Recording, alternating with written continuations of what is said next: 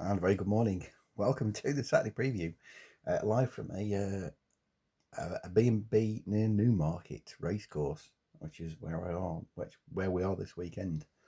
But a really good morning. Been on one of the Discover Newmarket tours and been around Trainer's Yard, been up to Warren Hill, watching them work first thing in the morning, up to Phil McEntee's a bit later on, then a bit of breakfast over to the National Stud. It's been a really good morning, actually. Really informative, actually. Learned an awful lot. Learned an awful lot that I did not know today. Um, Trying to sort of do tomorrow's cards. I think the worst of the weather's been through. On saying that, we're still prone to the odd thunderstorm and the like in the night and tomorrow morning. So I've really just looked at Ascot. The Newmarket card where I'm going to be tonight and tomorrow don't make an awful lot of appeal, I have to say, for the purposes of having a bet, certainly, and it's fairly small fields at Newmarket tomorrow. The Ascot races, obviously, Shergar Cup day tomorrow. 10 runners, 6 races have a nice each way shape to them, and you can almost sort of guarantee that one of the firms tomorrow is going to be doing something daft and betting either a quarter of the odds every race, or I think Sky Bet last year paid. I think they paid first four every race. I could be wrong about that, but I think they went sort of quarter of the odds first four. I'll just have a quick check. I'm talking to you now, it's 2:30 on Friday afternoon. This is, shove that out of the way. This is basically the only sort of chance I've got between now and tomorrow morning to do a vid. Just have a quick check now to see if any of the firms have gone up with the offers that they're going to be doing. No, they haven't as yet. We don't really know. Prices are up, but I suspect they are subject to a bit of change. Two firms at the moment doing quarter of the odds, Betway and Betfred at the moment. But to say, something may yet happen. So the Ascot races, as I say, at least have a nice sort of each way shape to them. So those are the races I've had a look at. The first race, the 105, is the Dash. Unfortunately, the more I sort of looked at this, the more I kept coming around to me thinking that Danzino was a decent bet here. He ticks a lot of the boxes here. I think he is the class act of this field. He comes here in really good form after 2 wins in his last 3 starts, and in between that, he ran a cracker here when third to Cape Byron in the Wokingham. Finished his race off really well that day, didn't get beat far. That's a really quality piece of form. He's going to get dragged into this by the likes of his stablemate Caspian Prince. Final Bench has got plenty of early pace as well, so he's going to get the race set up for him. And he's just extremely hard to knock, however you want to look at it. Sadly, the price isn't the most exciting. 3-1 in one place, which is just about acceptable. But it's, again, it's not. I ain't mad keen on playing at 11-4, 3-1. So I'm happy to sort of leave the race alone. See how we go with it. The 140 is one of 2 or 3 really interesting races on the card. This is the 2 mile, the Shergar Cup stayers. Interesting in so much as I think it's going to be run at a pretty moderate stroke false pace. I was struggling to see here what might want to make it, and as such, as I say, I think it's a race that's going to be sort of run at a little bit of a dawdle. So then you're trying to work out who that might best suit. Now, I thought it might suit What a Welcome, who was one of the handicappers of last year, just didn't want to get beat. Very game, very genuine. I think he won, I want to say 5 on the trot. I'm just going to check that now. He won, I tell a lie, I'm sorry, right. He actually won 6 out of 7 races last year. That's what he won, which is very impressive. He went from a mark of 72 and still was able to win off 95. Now, he's found life tougher, obviously, because the handicap has pretty much got hold of him this year, but only just got touched off by King's Advice. In fact, he must be sick of the sight of King's Advice, because 3 times this year he's come up against him, twice at Goodwood, once at Newmarket. He got beaten in nose by King's Advice at Goodwood back in May. Then ran well in a 16 furlong, a really quality 14 furlong handicap, I should say, at Newmarket behind Red Galileo. That was a decent effort. Now, you need some excuses for the last couple. It's hard to find one for the Newmarket effort, but Goodwood last week, I think he was just I think, to be honest with you, he was just held up too far off the pace. He was held up right out the back. Now, the horse that finished third behind King's Advice was Shailene, and he was sort of held up along with What a Welcome. He came through for third. What a Welcome was seventh. So, eighth, I should say. You might have expected him to a little bit better. But having said that, I think I'm happy to sort of forgive him it. It's just enough of an excuse on the last two runs. And when you look back to his form here last October when he won off 95, won a cosy length that day, again, very game and really put his neck out, didn't want to be beaten from the furlong pole. And that was a fairly moderate run race.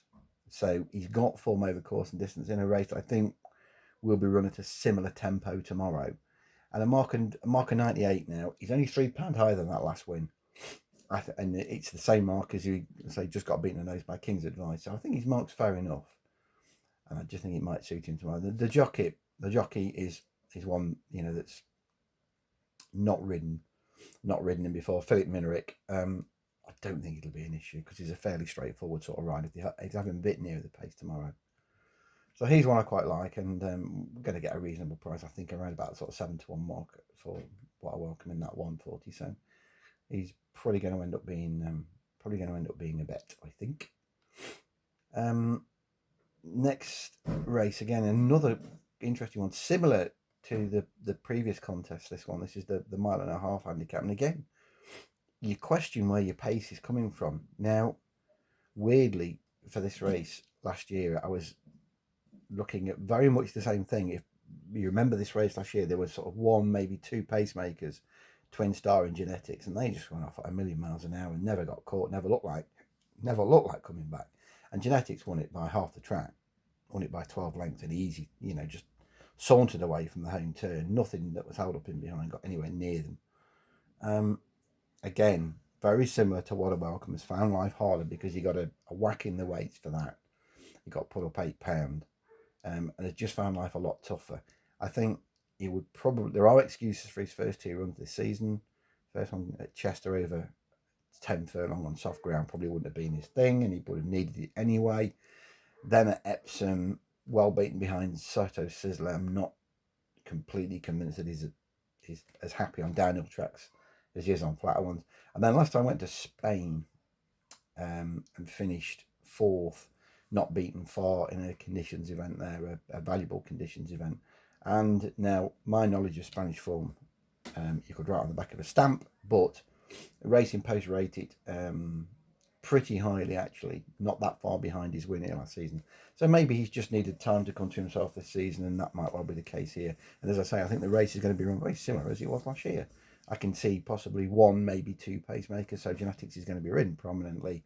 They'll try and kick off the turn and try and win it again with him from there. And I think they've got half a chance of doing so. We're getting a reasonable price because the horse, as I say, appears to be coming here in not the same form as he was last year when he came off the back of a win. Came off the back of a couple of wins, actually, but of course, again, you got to remember he started last season in a mark in the 70s. He's just not doing that this time around, so it's harder for him. And you can get sort of double figure prices for him, and I think that's entirely fair for Genetics. So again, he'll probably be a bet tomorrow. The 250 is the Shergar Cup mile. One or two of these, I think, would be happier. I was looking last night. Would be happier with a stronger pace. I think if you could guarantee me a really strong pace, Breeden would be interesting. I do like Breeden. He's constantly underrated, and he got a deserved win at Newbury back in May, and since then, well beaten behind Mahito in a race that didn't pan out for him at Sandown. If they go really quick up here, and you've got two possible front runners, I think, here in you've got Zhui Feng and Via Serendipity, who are your two front runners in the race. Zhui Feng I fancied at Goodwood. I thought they might run a better race. He ran awful, to be in truth. Led to the 2-pole, but was under the cosh from there on in, and never really looked like winning. The handicappers give him a right chance now. He's dropped him £4 for that, and he was moderately tempting again here from stall 11, which could be a decent draw. But the way that he just capitulated at Goodwood it's a little bit too much for me. Via Serendipity, I just don't quite think he's this class. He's more sort of, I see him as a sort of class 3 horse rather than class 2s. Whenever he gets put up to this sort of grade, he tends to get found out. Power of Darkness is the sort of unexposed, improving one. Did it well enough at Salisbury last time, won half a length off a mark in 91. Got himself behind as well that day after a slow start, which is his want. He's done that a couple of times. He will appreciate a good pace up front, and he's probably the obvious one. But I was sort of tempted to give another go, because he really did look like he was coming back to himself at Ascot. I put him up at a big price that day at sort of 40s in the morning. Now, there are 2 question marks, I think, with another back. The first one is the mile, and the second one is the quicker ground that he's likely to encounter. On that score, I'd like to see just a little bit more rain in the night. Just take a little bit of the sting out of the ground, as they say. That would help his cause no end. But he travelled like the wrath of God at Ascot behind Raising Sand, and I thought 2 out got a real chance here of getting a lot, and he didn't quite see it out. Now again, maybe, as I was sort of saying at the time, maybe he's just needed it to come back to form.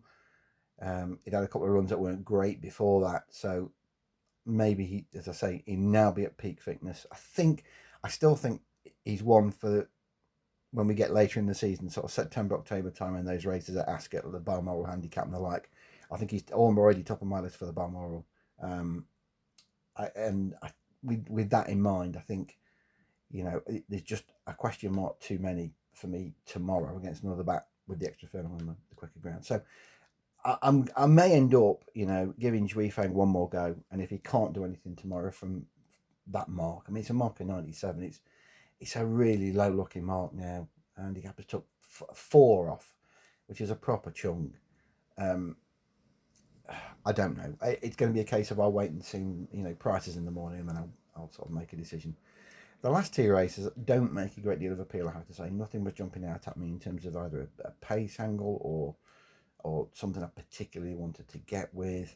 325 is the mile 4 handicap, which I looked at sort of 3 or 4 times, and I was going around in circles. There's nothing that makes any appeal to me at all there. And then the last at 4 is the 6 furlong handicap, where I've been with the Cruising Lord a couple of times this season, but I'm not sure he particularly wants 6 furlong. I think he's a 5 furlong horse rather than a 6 furlong horse. If it had been 5, I might have been with him again. And Kinks, I thought might be the one to be with. Back to form when beating Pastavino last time out, and he's a horse that he's a bit in and out. But this will suit. He'll get this run to suit him. Thought he might be the one. But again, it's all going to depend on prices. It's an open race. You could make cases for at least 4 or 5 of these, and it's all going to be price based. I think the 2 races in the middle of the card are the 2 for me to concentrate on. Tough card, but we'll see how we go. If you're asking me for one at the moment, then I think What a Welcome is probably going to be my best bet of the day. So there we go. Best of luck then with all your selections tomorrow. I will be back Tuesday. Thanks a lot.